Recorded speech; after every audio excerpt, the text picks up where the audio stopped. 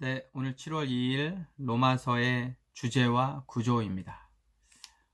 오늘 큐티 말씀, 여러분 큐티를 좀 가지고 있으면 12페이지를 좀 잘 읽어보면 좋겠습니다. 아주 요약을 잘 해놓았고, 그 다음에 만약에 없으면 오늘 영상을 좀 잘 들으시기 바랍니다. 로마서의 주제는 하나님의 의예요. 하나님의 의. 이 하나님의 의는 결국 복음으로 드러납니다. 복음이에요. 복음과 하나님의 의는 동일한 겁니다. 여러분, 우리가 알고 있는 복음은 뭐예요? 죽을 수밖에 없는 죄인에게 하나님이 구원의 길을 예비시켜 주신 거죠. 예수 그리스도를 통해서 우리에게 구원을 주시는 하나님의 놀라운 소식이에요. 이게 복음이죠. 근데 그것 자체가 하나님의 의예요. 의. 하나님은 인격적이셔서 관계를 아주 중요하게 여기십니다. 그러니까 하나님과 우리는 관계를 통해서 맺어져요. 사실 모든 사람이 그렇죠. 그 사람을 알아간다는 건 뭐냐면 관계가 있다라는 거예요. 그럼 하나님과 우리 사이에도 관계가 있습니다. 관계. 근데 이 관계에는 반드시 전제되어지는 게 뭐냐면 서로 간에 지켜야 할 의무가 있는 거예요. 지켜야 할 의무. 부부 간의 관계에서도 마찬가지고 부모와 자녀와의 관계에서도 마찬가지예요. 서로 지켜야 할 의무가 있는 거죠. 이 의무를 잘 지킬 때 관계는 더욱더 발전해 갑니다. 하나님과 우리와의 이 관계 속에서 지켜야 될 의무는 뭐예요? 하나님은 우리를 사랑하시고 우리도 하나님을 사랑하고 순종하는 거예요. 자, 가장 먼저 주어졌던 게 하나님과 아담과의 관계죠. 하나님은 아담을 창조하셨고 그래서 아담과 함께 교제하기를 원하셨어요. 그런데 아담이 하나님과의 관계 속에서 지켜야 할 의무를 저버립니다. 뭐예요? 하나님이 동산 중앙에 있는 선악을 알게 하는 나무의 열매는 먹지 말라. 모든 것은 다 허락되어져 있지만 딱 하나 99.9는 자유롭게 할 수 있지만 0.01은 할 수 없는, 안 해도 되는, 근데 아담이 그것을 범하게 됩니다. 선악을 알게 하는 나무의 열매를 딱 먹었죠. 그 의무를 버린 거예요. 여기에서 하나님과 인간과의 관계가 깨어지게 됩니다. 결국 인간은 에덴에서 쫓겨났고 죄의 이 사슬 가운데서 벗어날 수 없는 게 되었죠. 물론 창세기 3장 15절에 하나님이 원시 언약을 통해서 또 새로운 일들을 행하셨지만 인간이 그 의무를 저버리게 된 거죠. 그리고 난 이후에 노아의 언약, 노아 때도 마찬가지고, 그리고 나서 이제 창세기 12장에 보면 아브라함과의 언약을 맺으시죠. 아브라함, 이삭, 야곱과 그리고 12아들들과의 이제 언약을 맺으십니다. 그 뒤에 보면 시내산에서 또 언약을 맺으시죠. 이 언약은 뭐냐면 관계예요. 동일하게 관계. 하나님과 이스라엘과의 관계입니다. 이 관계 속에서 어떻게 해요? 서로 간에 지켜야 할 의무가 있는 거예요. 하나님은 어떤 의무가 있어요? 이스라엘을 보호하시고 사랑하시고 자기 백성 삼으시는 것이 하나님의 의무입니다. 반면에 이스라엘은요, 하나님만 섬기는 것이 의무입니다. 우리가 부부간의 관계가 그렇잖아요. 남편이 아내와 아내가 남편과 결혼을 해서 언약을 맺는다는 건 어때요? 이제 더 이상 나에게 있어서 세상의 반절이 여자지만 다른 여자들은 나와 아무런 관계가 없다. 나는 당신만을 사랑하겠다. 아내도 마찬가지죠. 세상에 남자가 반절이지만 그 남자와 이제는 아무런 상관이 없고 나는 당신만 사랑하겠다. 이 의무입니다. 이게 있을 때 부부와의 관계가 형성이 되겠죠. 그런데 이게 이제 만약에 깨어진다면 이스라엘이 하나님만 섬겨야 하는 의무를 저버립니다. 우상을 숭배하게 되고 다른 신을 섬기게 되죠. 이게 이스라엘의 모습이었고 죄였고 이 언약의 관계를 깨뜨렸어요.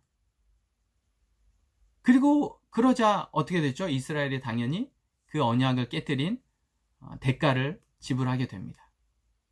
이게 거슬러 또 시간이 지나서 결국에는 오늘 여러분과 저와의 언약은 뭐예요? 예수 그리스도를 통해서 우리에게 주신 하나님의 언약입니다. 전까지는 우리의 어떤 행위가 필요했어요. 아담 때까지는 행위가 필요했습니다. 먹지 말라면 안 먹었어야 됐어요. 언약과의 관계도 마찬가지입니다. 이스라엘이 지켜야 했죠. 그런데 구약 시대를 넘어오면서 인간이 할 수 없다는 사실을 하나님도 아시고 이제는 무조건적인 사랑과 무조건적인 언약의 관계를 우리에게 주십니다. 예수 그리스도예요. 여러분, 예수 그리스도의 언약과의 관계 속에서 우리가 사실 행한 게 아무것도 없어요. 언약은 쌍방 간의 관계거든요. 서로 간의 의무를 지켜야 돼요. 그런데 예수님을 우리에게 주실 때는 우리가 한 일이 아무것도 없죠. 우리가 할 수 있는 일은 뭐예요? 그 십자가에 달려 죽으시고 다시 부활하신 예수를 믿기만 하는 거예요. 예전에는 구약의 시대에는 우리가 어떤 행위를 해야 했어요. 그죠? 율법도 마찬가지고 아담도 마찬가지 어떤 행위를 해야 했어요. 그러나 이제는 그렇지 않아요. 예수 그리스도를 믿는 데 우리의 어떤 행위가 필요하나요? 그렇지 않습니다. 우리가 믿기만 하면 돼요. 믿기만 하면. 그런데 그 믿음마저도 로마서 1장에 보면 하나님이 우리에게 믿을 수 있는 것을 우리에게 주신 거예요. 하나님이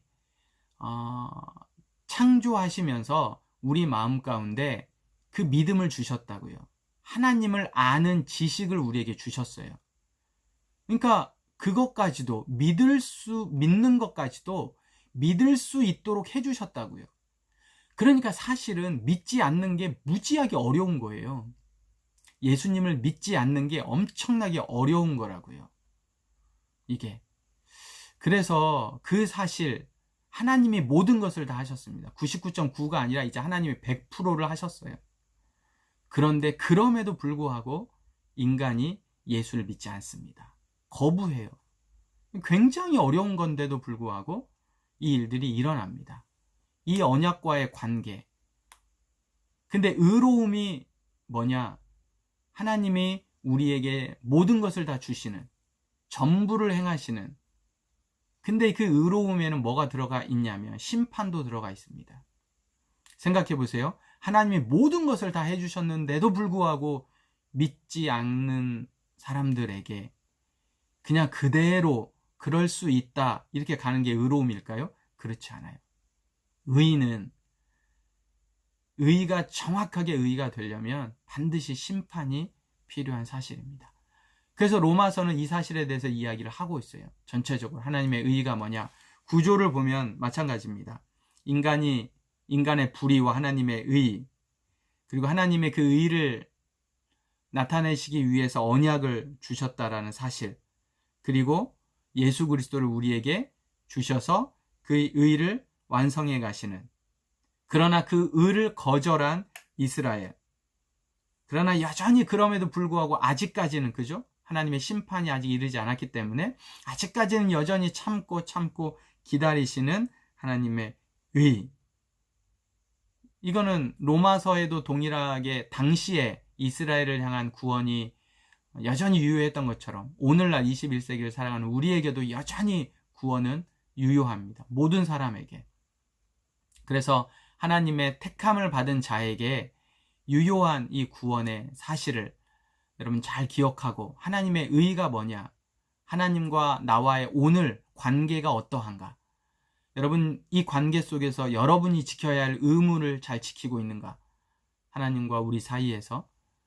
그리고 이 의무에 매여있는, 이게 매여있는, 이게 이제 우리에게 자유로움이라고 저는 생각해요. 의무가 매여있다고 해서 억압되어지고 강제적인 게 아니라는 거죠. 그건 하나님은 사랑이시기 때문에 그래요. 그래서 매여있는 거. 부부가의 관계가 그렇죠. 부부가 서로 결혼했는데 매여있는 거잖아요. 그런데 불편한가요? 내가 이 사람하고만 결혼해가지고 이 사람만 사랑해서 너무 불편해. 난 다른 사람도 사랑하고 싶어. 근데 왜 이 사람에게만 매여있지? 이렇지 않아요. 왜? 서로 사랑의 관계이기 때문에 그래요. 하나님과 우리도 그런 사랑의 관계일 때 이 매여있음이 축복인 거예요. 이 사실을 잘 기억하고 오늘 하루 깊이 있게 묵상하고 그 다음에 로마서를 계속 큐티해 가면서 이 하나님의 하나님의 사랑, 이 사실을 잘 깨달아가는 우리 모두가 되기를 바랍니다. 함께 하나님의 의로움으로 갑시다. 그리고 로마서를 하다 보면 여러분 궁금한 것이 많을 거예요. 그리고 궁금한 게 많아야 돼요. 그래서 여러분 궁금한 게 있으면 댓글 달아주시기 바랍니다. 그러면 제가 댓글에 매번은 아닐 수 있지만 중요한 것들 몰아서 대답을 해드리도록 하겠습니다.